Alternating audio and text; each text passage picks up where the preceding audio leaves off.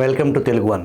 జ్యోతి సురేఖ వెన్నం ప్రముఖ విలువిద్య క్రీడాకారిణి. ప్రపంచ CWలో 4వ స్థానంలో ఉన్నారు. ఆమె అర్జున అవార్డు గ్రహీత. చంద్రబాబు నేతృత్వంలోని కూటమి ప్రభుత్వం జ్యోతి సురేఖకు పద్మశ్రీ అవార్డును కేంద్రానికి సిఫార్సు చేసింది. ఆంధ్రప్రదేశ్ ప్రభుత్వ GAD ప్రోటోకాల్ డిపార్ట్మెంట్లో డిప్యూటీ డైరెక్టర్గా పనిచేస్తున్నారు. క్రీడాకారుల విజయం వెనుక కఠోర శ్రమ, పట్టుదల, అంతులేని కష్టాలు ఉంటాయి. అవన్నీ దాటుకుని ఆమె ఈ స్థాయికి చేరుకున్నారు. జ్యోతి సురేఖ విజయ గాథను ఆమె మాటల్లోనే విందాం.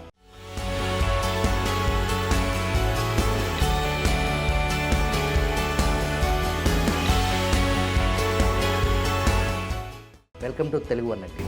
నమస్తే. ఎలా ఉన్నారు? బాగున్నానండి. మీరు ఎలా ఉన్నారు? బాగున్నాను, థ్యాంక్ యూ. మీరు ఏ వయసులో కృష్ణా నదిని ఈ ఒడ్డు నుంచి ఆ ఒడ్డుకి స్విమ్ చేశారు? 4 years 11 months అప్పుడు 3 times కృష్ణా రివర్ని క్రాస్ చేయడం జరిగింది 2001లో. 3 times? అవునండి. అప్పుడు 4 నెలల 11 months. 11 months. 5 yearsకి 1 month తక్కువతో 3 times. దానికి స్ఫూర్తి ఏంటి? మా పేరెంట్సేనండి. వాళ్ళు లైక్ ఎవరు చేయండి నాతో చేయించాలని దీంతో ఆ స్టెప్ తీసుకోవడం జరిగింది. అండ్ అప్పుడు రివర్ క్రాస్ చేయించడం జరిగింది. అంత బుడిబుడి నడత మాటలు వచ్చే దశలో అంత చిన్న వయసులో భయం అట్లా లేదా? అంటే నాకు 3 years వచ్చినప్పటి నుంచి స్విమ్మింగ్లో జాయిన్ చేశారు. అండ్ రోజు వెళ్ళేదాన్ని ప్రాక్టీస్కి. రివర్ క్రాసింగ్కి ముందు కూడా 1-2 సార్లు ఊరికే రివర్లో స్విమ్మింగ్ చేయించారు. అండ్ ఆ రోజు 3 times చేయడం జరిగింది. అది రికార్డా? అవునండి, లిమ్కా బుక్ ఆఫ్ రికార్డ్స్లో ఎంటర్ అవడం జరిగింది. తర్వాత ఈ విలువిద్య ఎలా పునాది పడింది? అది కూడా మా పేరెంట్సేనండి. 2007లో స్విమ్మింగ్ నుంచి వేరే గేమ్కి షిఫ్ట్ చేయాలి అన్న ఆలోచన వాళ్ళకి రావడం జరిగింది. అండ్ అప్పుడు ఉన్న సర్కమ్స్టాన్సెస్ని బట్టి నా ప్లస్ మైనస్ ఏంటి అనేది కొంచెం అనలైజ్ చేసి దాన్ని బట్టి ఈ గేమ్ని సెలెక్ట్ చేయడం జరిగింది.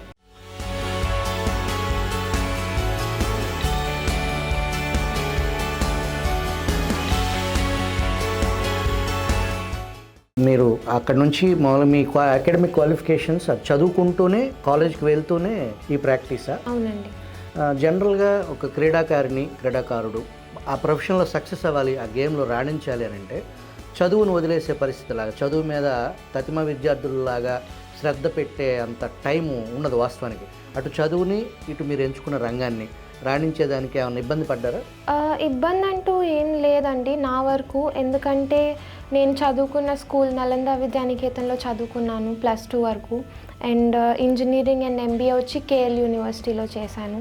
వాళ్ళు 2 ఇన్స్టిట్యూషన్స్ కూడా నన్ను బాగా సపోర్ట్ చేశారు. నేను స్పోర్ట్స్లో ఉన్నాను, పార్టిసిపేట్ చేస్తున్నాను, విన్ అవుతున్నాను మెడల్స్ అని చెప్పి.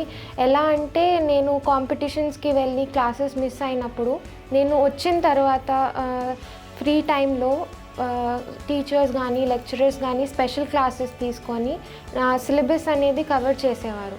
సో నాకు ఇబ్బంది కలగలేదు. సో నలంద విద్యానికేతన్, విజయవాడ నలంద విద్యానికేతన్. మీ బాల్యం, మీ తల్లిదండ్రులు ఎక్కడ? మీరు మీ పూర్వీకులు? మా డాడీ వాళ్ళది నడింపల్లి అని గుంటూరు డిస్ట్రిక్ట్ రేపల్లి దగ్గర. అండ్ అమ్మది కోడూరు అవన్గడ్డ దగ్గర. ఓకే, అంటే గుంటూరు కృష్ణ. ఇద్దరు మనవరాలు, 2 జిల్లాల ముద్దుల మనవరాలు మీరు. ఆ తర్వాత మీరు సాధించిన విజయాలు? నేను 3 years అప్పుడు లైక్ స్పోర్ట్స్లో ఎంటర్ అవ్వడం జరిగింది. స్విమ్మింగ్ స్టార్ట్ చేసి అండ్ 2007 వరకు స్విమ్మింగ్లోనే కంటిన్యూ అయ్యాను. దానిలో స్టేట్ మెడల్స్ అవి వచ్చాయి. బట్ నేషనల్స్కి సెలెక్ట్ అయినా నేను ఆడలేకపోయాను. అండ్ 2007 నుంచి ఆర్చరీలోనే ఇప్పటి వరకు కంటిన్యూ అవుతున్నాను.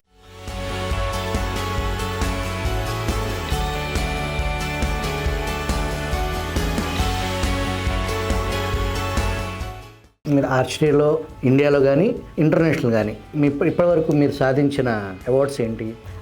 ఇంటర్నేషనల్స్లో లైక్ 55 మెడల్స్ వరకు వచ్చాయి, ప్లస్సే అనుకుంటున్నాను. అండ్ నేషనల్స్లో వచ్చి 62 నేషనల్ మెడల్స్ ఉన్నాయండి.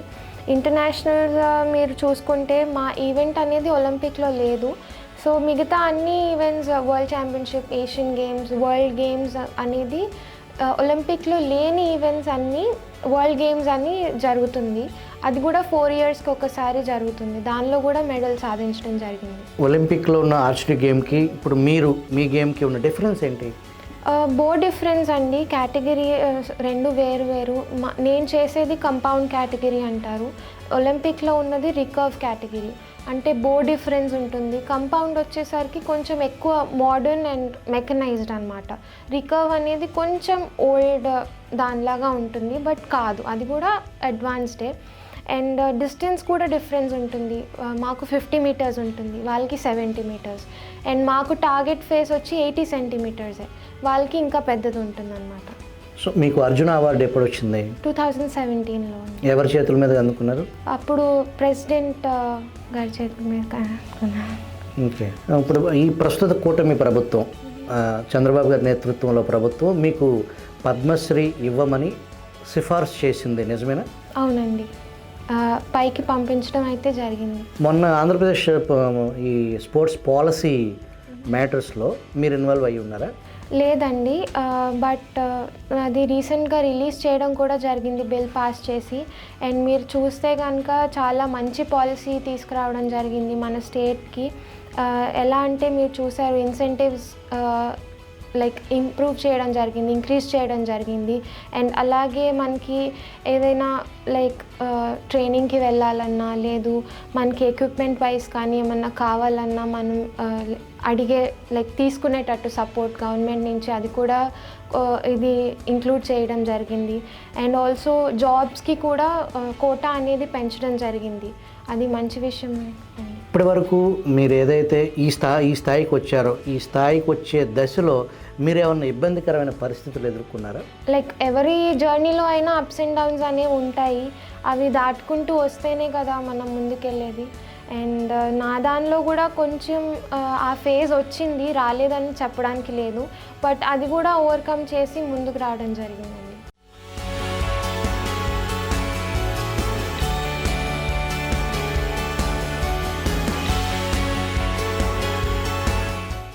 జనరల్గా మీరు ఎంచుకున్న క్రీడ ఆర్చరీలో రతన్ టాటా ఆధ్వర్యంలో ఒక సంస్థ, ట్రైనింగ్ ఇన్స్టిట్యూట్ నుంచి ఎక్కువ మంది క్రీడాకారులు, టాటా ఆర్చరీ అకాడమీ. అవునండి. రతన్ టాటా కూడా మిమ్మల్ని గుర్తించేలాగా ఏంటి ఆ ప్రత్యేకత? మీరు అక్కడ ప్రోడక్ట్ కాకుండా ఎక్కడి నుంచి ట్రైన్ అయ్యారు? అంటే టాటా ఆర్చరీ అకాడమీ జంషెద్పూర్లో ఉంది. అది బేసిక్లీ రికర్వ్కి అనమాట. కంపౌండ్ ఆర్చర్స్ అక్కడ లేరు. లైక్ ఆ అకాడమీ ఒలింపిక్ దీనికోసం మెడల్ సాధించడం కోసం పెట్టడం జరిగింది. సో ఓన్లీ రికర్వ్ ఆర్చర్స్ని అక్కడ తీసుకొని వాళ్ళని ట్రైన్ చేయడం అది జరుగుతుంది. నేను వచ్చి విజయవాడలోనే స్టార్ట్ చేశానండి, స్టేడియంలో. అండ్ దాని తర్వాత మెల్లమెల్లగా మెడల్స్ కూడా వస్తున్నాయి, ఓకే ముందుకు వెళ్ళొచ్చు ఇంకా అనే టైంలో మా పేరెంట్స్ నన్ను యూఎస్ఏ పంపించడం జరిగింది ఒక 15 days ట్రైనింగ్ కోసం.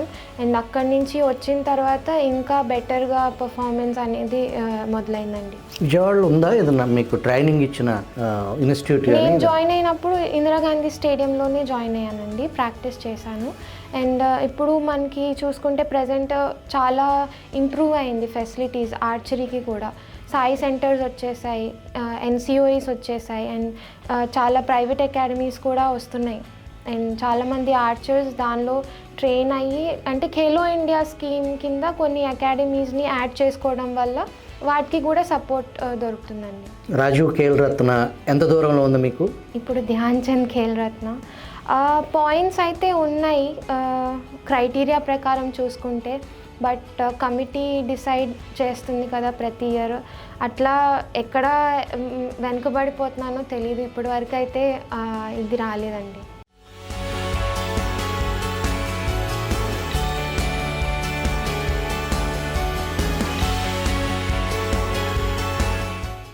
ఈ యంగ్ జనరేషన్కి, అంటే ఇప్పుడు విద్యార్థులకి ఈ రంగం వైపు వెళ్ళడానికి మీరు వాళ్ళకి ఇచ్చే సలహా ఏంటి? అంటే ఇప్పుడు చూసుకుంటే ప్రజెంట్ సినారియో ఇంతకు ముందు కన్నా స్పోర్ట్స్కి చాలామంది ఓకే ఇది కూడా మనం పర్స్యూ చేయొచ్చు యాజ్ అ కెరియర్ అనేది వచ్చింది. ఎందుకంటే ఇంతకు ముందు కన్నా ఇప్పుడు ఫెసిలిటీస్ బాగా ఉన్నాయి.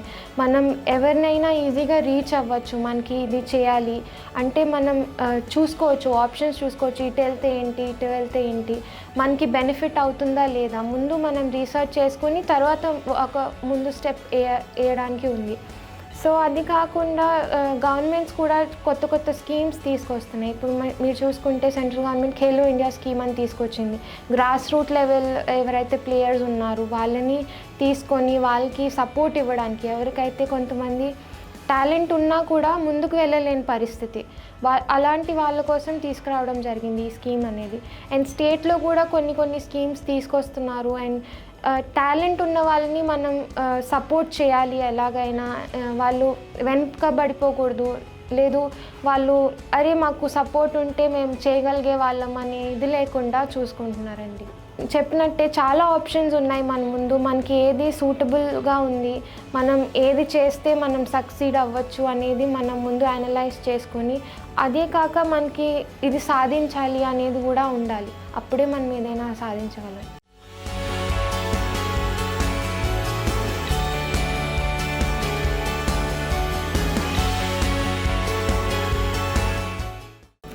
దేశంలో తతిమార్ రాష్ట్రాలకు భిన్నంగా ఇప్పుడు ఈ ప్రభుత్వం ఏదైతే స్పోర్ట్స్ పాలసీ ఉందో అది మెరుగైన పాలసీ అనేది క్రీడాకారులకి అది చాలా ఉపయోగకరంగా ఉంటుందని మీరు భావిస్తున్నారా?